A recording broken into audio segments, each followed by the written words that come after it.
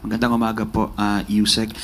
Kahapon po may panibagong update po na nilabas yung lumabas na witness si alias Totoy doon po sa kaso ng mga missing sa Bungero, and may mga pinangalanan po siyang ilang mga kilalang personalidad. Meron po bang panibagong direktiba ang Pangulo sa mga ahensya kaugnay po ng investigasyon dito? Ito naman po ay trabaho po ng DOJ at ng ibang law enforcement agencies po natin. Sino man, anumang katayuan sa buhay, kung sila man ay personalidad na kinikilala, wala pong sisinuhin ang Pangulo at ang administrasyon. Kung may dapat na panugutan, dapat lamang pong maimbestigahan ng mabuti para mabigyan ng hustisya ang mga pamilya ng sinasabi nating missing sa Bungeros. Follow-up lang po.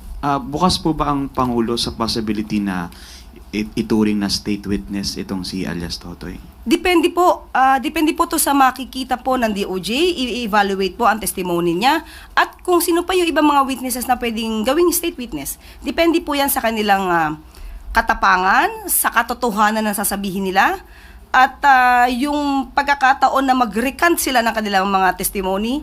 So dapat nandoon yung tapang at paninindigan na sabihin ng katotohanan. Related question, Ana Bajo, GMA News Online. Morning po, Yusek. Ma'am, may mga information na itong si alias Totoy, si Julie Dondon Patidongan ay tumakbong mayor po sa Barobo, Surigao del Sur under Partido Federal ng Pilipinas, which the President chairs.